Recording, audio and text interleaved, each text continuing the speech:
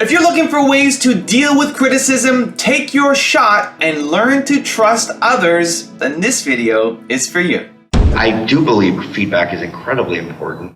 I just turned myself over to the process of that, and it was one of the best lessons I could have learned. Acting, I was really kind of shy and had a girlfriend in the theater program, and I was actually jealous that she was doing a play with this other guy, so that sort of motivated me to go into it. And need motivation? Watch a top 10 with Believe Nation. What's up, it's Evan. My one word is believe, and I believe in you. I believe you have an amazing gift inside you that I want to see explode out into the world. So let's get your motivation to a 10 and get you believing in you. Grab a snack and chew on today's lessons from a man who went from being a math whiz who interned at Lockheed Martin growing up and wanted to become a marine zoologist to actually becoming a Golden Globe winning and Academy Award nominating actor. He's James Franco, and here's my take on his top 10 rules of success. Enjoy!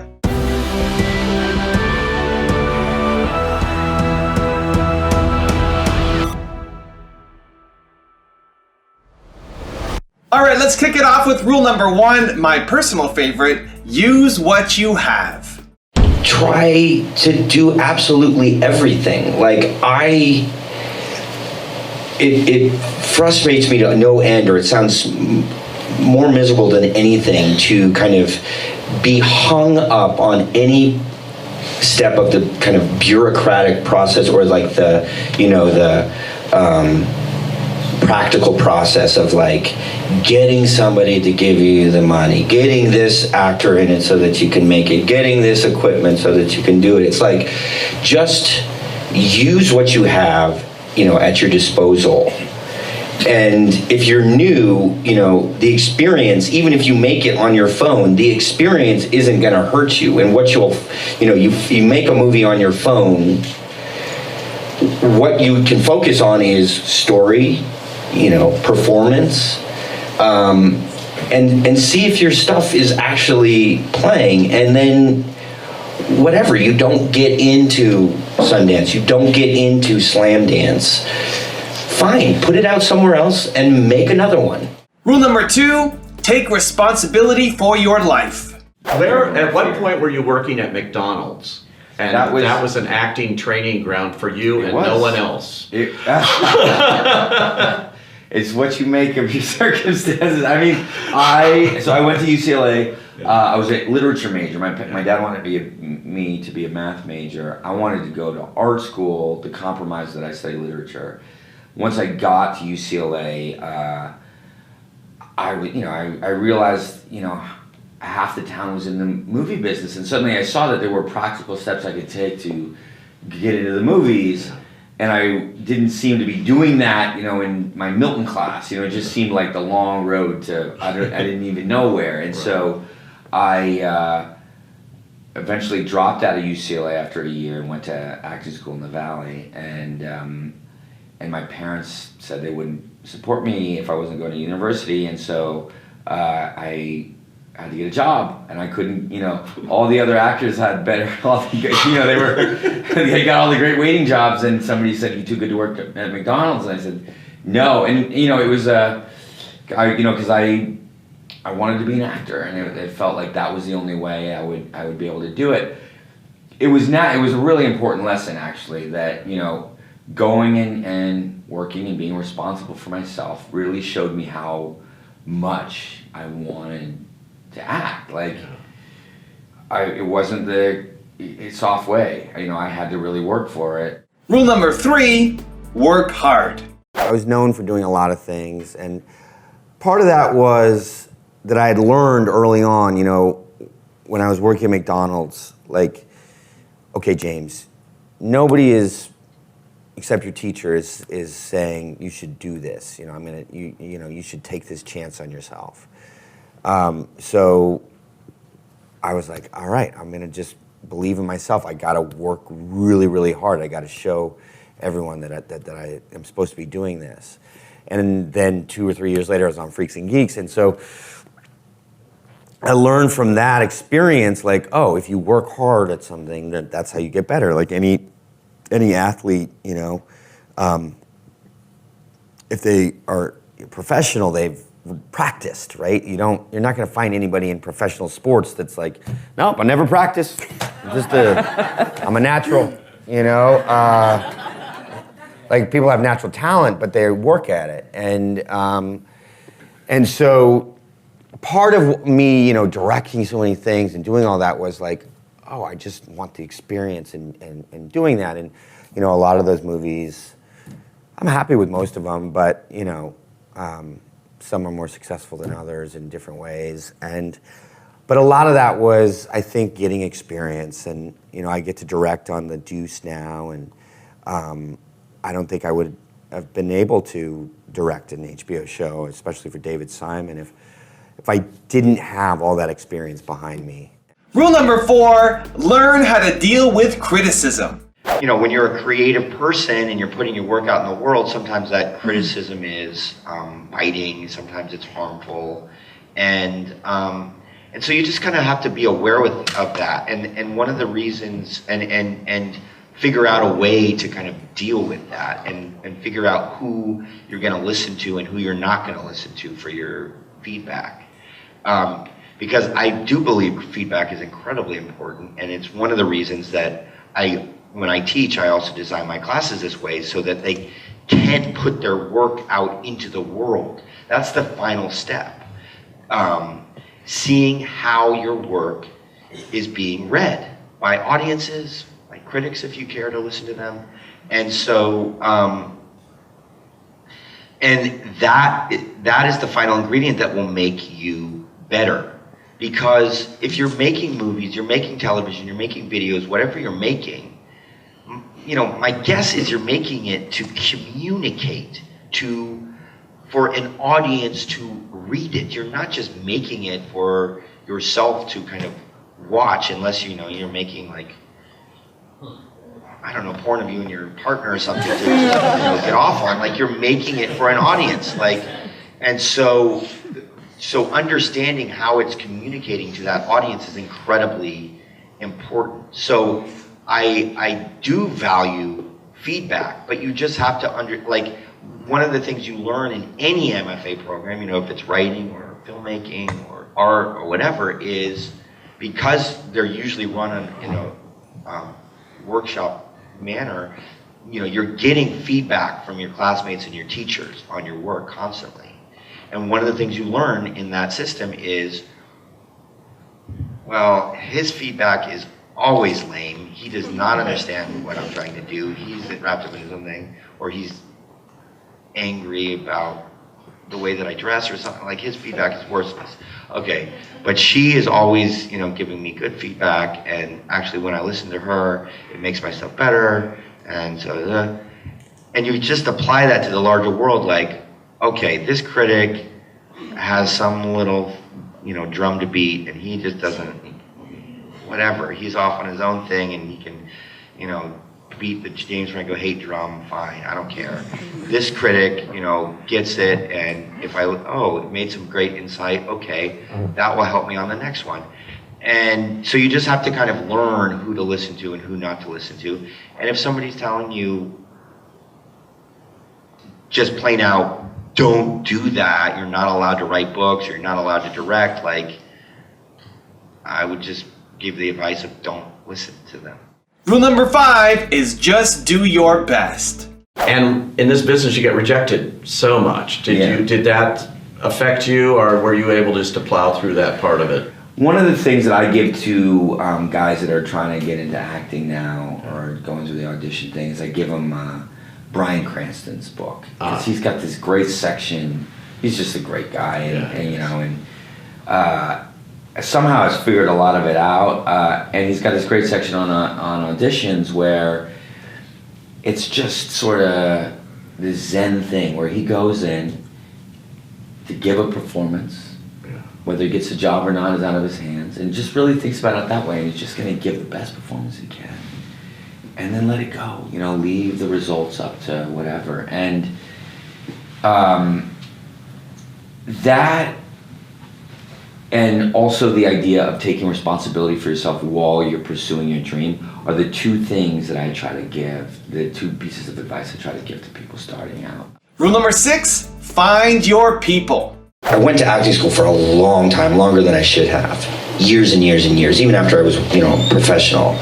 And I realize now in hindsight, like, part of me was probably very frustrated by the fact that I really trained as an actor, but I was still dependent on all these other people to work, to really ply my trade. Like, I'd have to get cast in something, or somebody would have to write something that I liked, or even if they did write something I like, I'd have to be lucky enough or whatever, prove myself enough to actually get it. And so one of the things I do I also have my own schools in New York and LA. One of the things I really try to emphasize there is community, finding your people, so that you're not just dependent on the gatekeepers and the insular industry, but you have your people that can make movies, and then and that's very much what this movie is a result of, and really just go and do it, and kind of you can pursue traditional inroads to the industry, but at the same time you can still be making your own things, because you either know how to do it all, like you're a Seth Rogen who can write and act and direct, or you have your group and you work with them. In that sense, I like to be the person that shows them, like, no, you can do this. You don't have to, like, the most boring part of filmmaking to me is like knocking on doors, trying to pitch ideas to people. Like, isn't it so much more fun to just go out and make it and then show people and they get excited about it? Like, and instead of like saying like, well, I've got this good idea and it's gonna be in the execution, you don't quite understand it now. Like, wouldn't it be better to execute it and then show them, and then like, oh, that's what you meant? Rule number 7, learn to trust others. The year I did Pineapple and Milk, Milk, was directed by Gus Van Sant. Like I said, he'd been a hero of mine before I wasn't even an actor. And then Sean Penn, who was also one of my heroes. And then Pineapple came about because I ran into Judd at the Austin Film Festival, and he had just come out with 40-Year-Old Virgin. And it's hard to think of a time when like there wasn't a Judd Apatow as we know him now, but like Freaks and Geeks got canceled, and Undeclared got canceled. Ben Stiller's show canceled. Yeah, and so exactly. So the 40-Year-Old Virgin, I remember him saying that day, he's like, I finally, they finally like me. I got a hit. And he's like, I don't know why you left the comedy world after Freaks and Geeks. Come back to comedy. I was like, I'm ready. I'm ready to come back. Like, I'm not having a good time. And he's like, well, Seth's gonna do this movie with me, Knocked Up, and then you guys should do a movie. And we didn't even know that it was gonna be Pineapple at that point. He was just like, you should do something with Seth. And I was like, yes, anything, I'm in. And so on that movie, Pineapple, strange to say, of all the movies in my career, but I really learned how to trust on that movie. And because it was my friends, and I thought they were the funniest guys around, and so I just turned myself over to the process of that, and it was one of the best lessons I could have learned. Rule number 8 is take a shot. At the end of high school, I got into acting. I was really kind of shy, and had a girlfriend in the theater program, and I was actually jealous that she was doing a play with this other guy.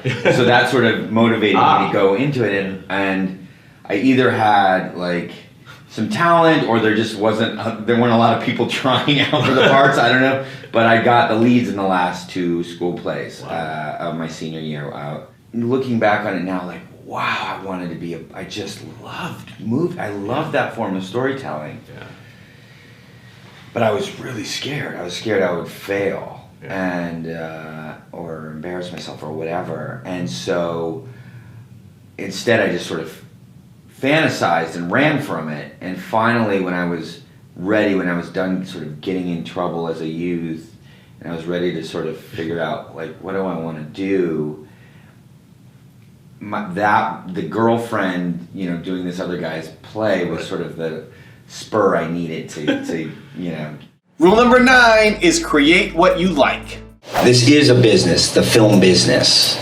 more than a lot of, I mean, each art form, you know, if you want to make money off of it, you know, has its own kind of dance that you have to do or think that you have to do. But the film business, you know, because, you know, you sell units, you're not just making one piece that you sell to one collector, you're making it for multiple viewers. There's this thing that kind of gets ingrained of like these rules of tension, arcs, kinds of characters, kinds of stories that you're supposed to tell and all of that stuff. And sometimes it's not even explicit, it's sort of like this tacit understanding that gets into your head if you get into this business. And one thing that NYU really gave me was like, oh no,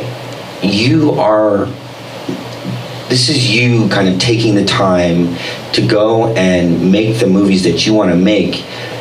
Do the stories and the kinds of films and the approaches that you want to do, James. Like, you can do, you know, the Spider-Man films to make a lot of money. You can do, you know, these other films that are getting nominated for Milk or whatever that's, you know, wins Oscars. But like, now this is your time. Why are you doing this? And it's like, well, because nobody else is making these movies, and these are the movies that I want to see. These are the movies that I want to do. And so these are the movies that I'm going to make. And rule number 10, the last one before the bonuses, is tell great stories. I worked at McDonald's for 2 or 3 months. Got a couple dates from the drive-through window. I would practice different accents in the drive-through, like really bad accents. Welcome to McDonald's, may I help you? You know, like that bad. And then I'd always know that they were interested because they'd come back around. A young lady would be like, oh, I forgot the strawberry milkshake. She'd come back and I'd say, oh, here you go. She'd be like, I'm trying to learn Italian. Maybe you could give me some Italian lessons. I don't know, I guess with my Irish accent, my Brooklyn accent, or those I could go out on dates with. We went to see Titanic. I had to keep it up, you know, so like, whoa, Leonardo, wow, he was amazing, you know, and went back to the McDonald's parking lot and made out. And then I always had to break it to him, like, because they'd call me, I'd pick up the phone, I didn't know who it was, and I'd be like, hello, and they'd be like, James, is that you? What happened to your accent? I'd be like, oh, hey, how's it going? So then I'd have to break it to him. It was always like the worst, like as if I was this huge imposter. Like I had to come clean, like, hey, I'm not from Brooklyn, I'm from Palo Alto. And they just look at me like I'm a complete stranger. Usually ended right there. I probably wouldn't be on the Deuce, or I wouldn't be as good on the Deuce had I not gone on all those dates as this guy from Brooklyn, you know, works at McDonald's. Now I've got some special James Franco bonus rules for you, but before that, the question of the day today is around using what you have. How do you use what you have, or are you complaining about all the resources that you don't have? Let me know, leave it down in the comments below. Thank you guys so much for watching. I believe in you. I hope you continue to believe in yourself and whatever your one word is. Much love, I'll see you soon, and enjoy the bonuses. That year that I did Milk and Pineapple was sort of indicative of what happened with my career from that point. It was sort of like, oh yeah, I'll do comedies and then I'll also do these dramas, and you know. And soap operas and yeah, then all this other stuff. Off, yeah, that's all other weirdness. Also because I wasn't satisfied with where my career was going as an actor, and so I was like, I want to try other things. And that just came out of a conversation I had with an artist friend. It was like, what if you were really on a soap opera? And it was like, oh yeah, we can make that happen. And, and that, whatever. That opened up all these other things, and it was like, oh, what if you were the host of the Oscars? Yeah, good idea. Not so much. Producer came up to me, Bruce Cohen, after. He's like, yeah, Spielberg said it was one of the best. And I was like, oh, okay. And then only afterwards was it like this onslaught. I was like, oh, I like holed up in a hotel in New Haven for a week, and it was just like punishment. Just like, I had a couple I was still in school at that time. I had a couple classes, but other than that, I didn't leave. And it was like room service and reading all the criticism. It was just like, why would you do that? I don't know. I mean, it is the world's most thankless gig. Anyone who's done it will tell you that. I think if you're, I never dreamed of doing that. I never wanted to do that, It was just, I was sort of in that experimental mode, and they came and asked me, and I was just like, yeah. They didn't expect me on General Hospital. They didn't expect me here. Yeah. Maybe something interesting will happen. Well, kind of the opposite happened. But Also, if someone asks you, why not? You kind of have to. Yeah. Hey, look, it's part of my journey. It's part of my. You learn from everything. I know that I wouldn't be in the place I am now if I hadn't okay, that's too far in that direction. Yeah. Don't do that stuff anymore. Find something else to do. Congrats on making just a super entertaining, funny movie. Thanks, man. I came up with a couple of guilty pleasure movies. I'd love for you guys to read these lines as Tommy and Greg. Here's Showgirls. Oh, wow. Oh, wow. Don't they have brown rice and vegetables? Don't I have brown rice and vegetables? So my Greg voice is essentially my voice. Do you like brown rice and vegetables? Yeah, You do? sort of. Really? It's worse than dog food. It is. I've had dog food. You have? Mm-hmm. Long time ago. Doggy chow. I used to love doggy chow. I used to love doggy chow too. Fantastic. This is a good exercise. Yeah, right. I might just do all my movies as Tommy now. Ready, and action!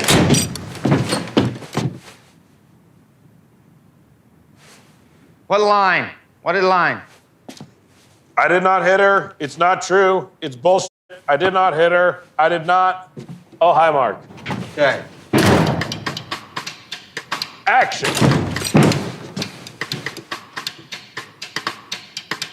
What is line? Take 13. Action. I did not hit her.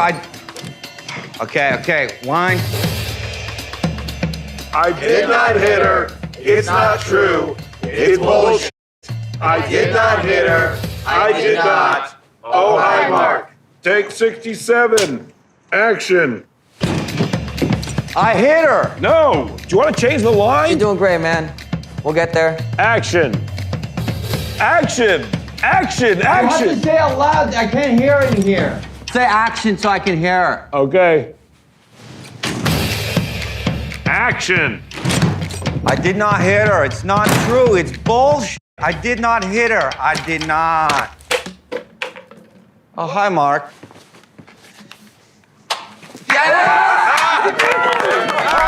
So let me give you the one-word secret to happiness. One word. This is all you need to be happy. The most important word ever. If you had to think of one word that's most important to you or that sums you up or that would be kind of like a little beacon. Hey Believe Nation, if you want to know what the most important one word is for Tony Robbins, Gary Vaynerchuk, Oprah Winfrey, will.i.am, and Howard Schultz, I have a very special secret video for you.